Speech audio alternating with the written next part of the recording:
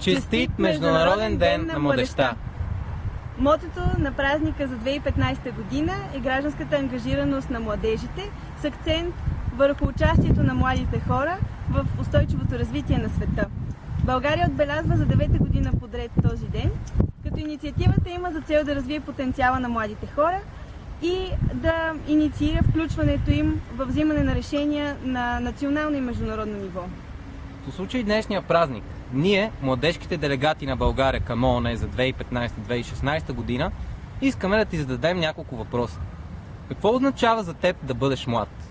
Къде откриваш младежкия дух?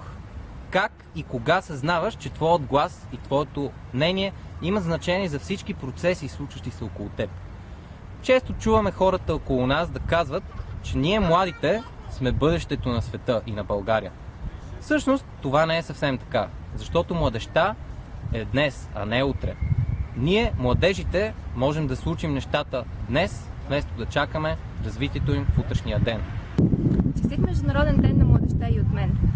В този исторически момент, месец преди да гласуваме и да приемем новите цели за устойчиво развитие след 2015 година, е изключително важно ние, като млади хора, да осъзнаем своята роля в обществото и своя принос, който може да дадем за света.